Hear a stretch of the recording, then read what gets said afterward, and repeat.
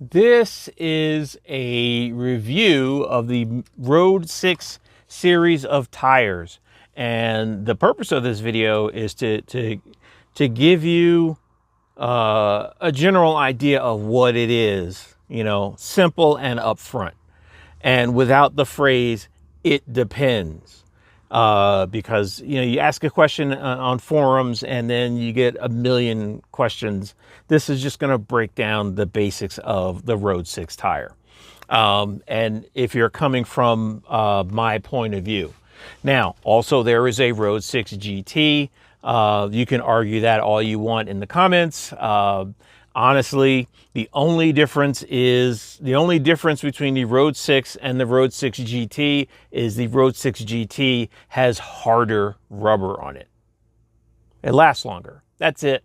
There's no sidewall construction differences, and you can look at the spec sheets all you like. It's fine, but the difference is the compound is going to be softer or a little bit harder in one, and that's really not saying much in the Road 6, and we'll get into that in a moment. Now, my name is Mike. I am no longer this, but I also have an associate's degree in automotive technology for Toyota's T10 program, and automotive alignment, suspension, and steering on the Hunter, Bear, and Light Align machines, which I did for a year and then never did again. But that's something that's always interested me, despite only doing it for a year after getting an associate's degree in it. Now, motorcycle background, and this is where it may come in handy, because if you're new to motorcycling, if you have not ridden for a long time, or if you're new to this type of motorcycle, then that's what this video is going for. I started riding when I was 14, a Yamaha YSR 50, then went to a YZF 600. Then I had some Kawasaki, something or other, like street cruiser Kawasaki, whatever it was, and 750. And then that was the last bike I had. And then my kids were like 6 or 7 when I had that bike, 7 or 8. And then I didn't ride again until November of last year. Now, I made the decision to get a sport touring bike, which I just found out about like weeks before I made the purchase. I was going to buy a Honda Goldwing, but I didn't, and I live in a bus, and loading that thing on the bus was just a nightmare. Then I found out about sport touring motorcycles, which essentially are just big sport bikes. That's it. Big sport bikes with bags and comfortable seat and comfortable handlebars. And a lot of other nicer stuff too. Nice, really great seats. Oh my goodness, the new seats are nice. And that's kind of the thing. Technology has changed since the 90s. And I got this bike. It's 600 pounds. It's 300 pounds heavier than I've ever ridden. And tire technology has changed quite a bit since I was a kid. And when I found out about the FJR, the sport touring bikes, which is a sport touring bike, actually a sport bike for touring, not a dual sport touring, not an enduro touring, but a sport bike touring. And they probably all use the same type of tire, but I just have a beef with dual sports creeping into the sport bike world. Shouldn't be happening. Anyways, back to the point. And as I found out about the FJR, I found out that the Road 6 was the preferred, premier sport touring tire for those guys. Now, I'm going to make up a rating system right here off the top of my head and kind of get to the point. Let's say that we have a 6-gear rating system. First gear, second gear, third gear, fourth gear, fifth gear, sixth gear. And if I was to put the Michelin Road 6 in a category, I would say that it's a 6-gear tire. This tire is, first and foremost, a highway tire. And the reason I say that is because of the super hard compound. It is a exceptionally hard tire. And then that leads me to point number 2. Point number 2 is that this tire is not a beginner tire, not even by a long shot. It is a 6-gear tire, meaning that you're good if you're going, on long trips and things like that, because it is a super hard compound tire. It is the hardest compound I've ever ridden on. And arguing rubber compounds on street bikes is ridiculous. So it's a futile argument. But more to the point, it is a 6-gear tire meant for long distance, lots of traveling. Now, I'll preempt that a little bit by saying that when I first got this new bike, new to me motorcycle, 2004 FJR, it is a large sport bike, 600 pounds, and then learning to deal with the extra 300 pounds of motorcycle. And the first thing I did was, in my heart of hearts, I knew that the Road 6 was too hard compound for me. And this was an excellent, one of the few times in my life I made the right decision the first time around.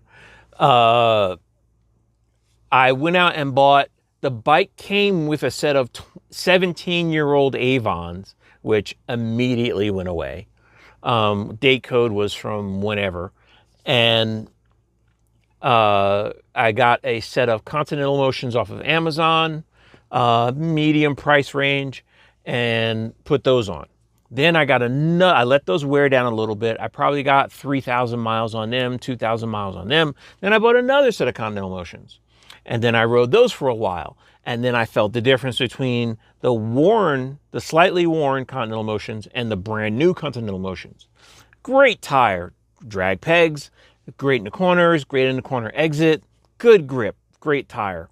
Then I bought a set of Dunlops from a place here in town, in Albuquerque. What is it called? Cycle Gear.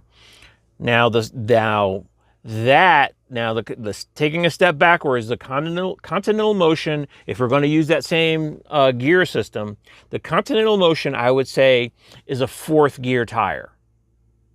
Of course, you 5 and 6 gear, any tire can do that, but it seemed to perform best a little warmer, and it was really good between 3rd and 4th gear. If you had a 3rd or 4th gear, kind of day, then that's where it was really good.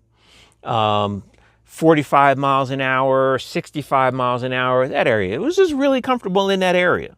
It was comfortable at 85 too. That was never an issue. But the Continental Motion was more friendly tire. It was more in-between time tire. Then I got the Dunlops. The Dunlops, if we're going to put them in that 6-gear rating system, the Dunlop tire was a 1st or 2nd gear tire. 1st or 2nd gear tire above 5,000, 7,000 RPM. That's where that the Dunlop was the type of tire to get you in trouble. Now, going back to the Continental Motion, that's a 6-gear tire. Now, in 1st, 2nd, 3rd, and 4th gear, the Road 6s were lacking. It's not a performance tire at all. And that leads me to the point of, it's not a beginner's tire. One of the rare good choices in my life, I said, you know what? I kind of know that that's going to be a hard compound tire. I couldn't get a straight answer from anybody. Nobody knew what I was talking about when I was talking about compounds. And then they would all say the same thing. It depends. Really? You just can't get to the point and tell me what I need to know? It's a hard compound tire. It is not a beginner's tire. If you're just getting into motorcycling, do not buy the Road 6 tire. You need more grip. The Road 6 was wood. The Road 6 is excellent on acceleration, medium to hard, any type of acceleration, it does fine. Where the Road 6 becomes a challenge, and there's nothing lacking about that tire, absolutely nothing lacking about that tire. Road 6 is a great tire. Where the Road 6 has challenges is in and out of town, commuting around, low speed, lots of lefts and rights, traffic, things like that. It's not built for that. If that tire comes across a pebble about yay big, and then like a bunch of pebbles about yay big at an intersection, excuse me, where there's just a lot of like dirt in the middle of an intersection, it's going to step out. And it does consistently every time. It steps out a little bit. And here's why. That is a hard compound tire, and let's make up a rating system for throttle control. On a scale of 1 to 10 for throttle control, I am at best a 3. And part of that is because I ride a Yamaha, and they just have a very choppy throttle. Now, that has bearing on that, but my skill level on any motorcycle with throttle control is about a 3, particularly on the street, commuting in traffic. I struggle with being smooth in, making a left-hand turn when the light turns green. Sometimes I'll bang it and then I might go like that. And that's not what that's not where that tire excels. The Michelin Road 6 needs a very gentle hand, a very smooth touch. And that's just not what I have, not yet. Now, the Road 6 is teaching me. I am learning. It's very forgiving. It is teaching me to be better at throttle. But honestly, I think I need another year of commuting experience before I'm ready to take on a Road 6 tire like that. And I don't think I ever would, because I'm a around town commuter. I work on my bike. I use it for company uses. I work DoorDash on my motorcycle. So a long distance tire it's not there for me. That's not what I need. I need something in between with a little bit of longevity, but a little bit of grip as well. This has a lot of longevity, and the grip sort of pulls down a little bit. You lose a little grip with a harder compound tire. That's just life. You're not going to get everything. So you need to have a very smooth rider profile all around. I'm a little abrupt, and I haven't ridden in a long time, and there's a million different factors. And I think I need more experience before I'm ready for such a hard compound tire. Now, the higher grip tires gave me far more confidence, maybe too much confidence in corners. But I'm dragging pegs on a 600-pound motorcycle with the Dunlops, and I'm having a great time with the Continental Motions, but they just don't last very long. Now, let's see what else I got written down here. It has very little variation between hot and cold. I would say that the Michelin Road 6 probably has like a 7-degree or so variation between hot and cold. Not much at all. It is usually the same exact tire all the time. The Dunlop had probably a 20-degree variation in cold. Like like cold, you could kind of feel it needs to warm it up a little bit. You need to, get some heat in it. And then it would be a totally different tire when it's hot. It was a totally different tire when it's hot and way grippier. The Continental Motions probably were a little more narrow, maybe like 15 degrees of difference between, the difference between hot and cold. The Dunlop was night and day. The Road 6 is usually the same exact tire all the time and slippery. Now, where the challenges come in with the other challenges that come in with the Road 6 are downshifting. It breaks traction downshifting. I have zero problems hard braking. It has never lost traction, has never washed out the front on hard braking, not once. On downshifting, which I have a very bad habit of downshifting in corners, it will break traction in a straight line, in a corner, no matter what the case is. If there is a just the lightest little bit of dust on the road, it will break traction on downshifting, and on downshifting, it never really broke traction on upshifting. I did manage to get the front tire off the ground with the Road 6, which is something I didn't do with any of the other tires.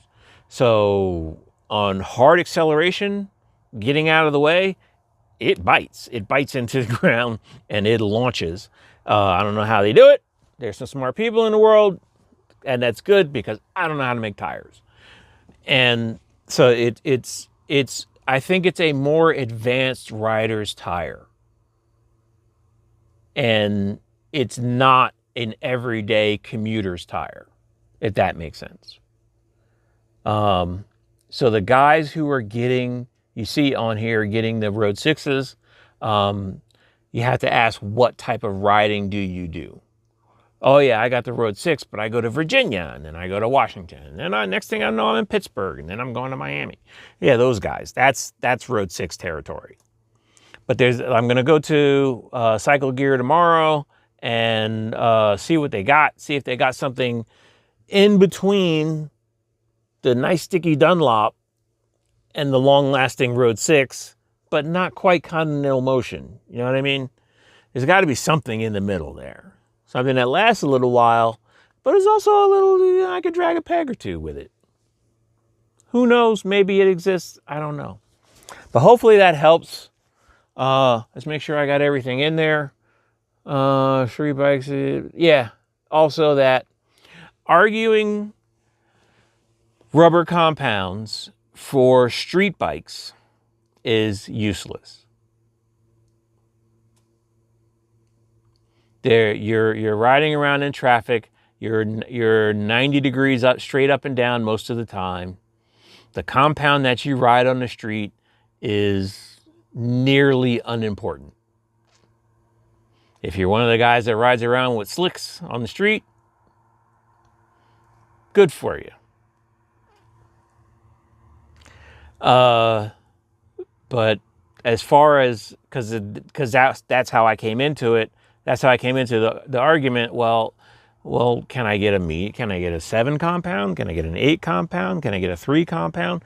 You know, but they're just not available. It just doesn't seem to be available in a street tire. In slicks, you can order whatever you want, slicks.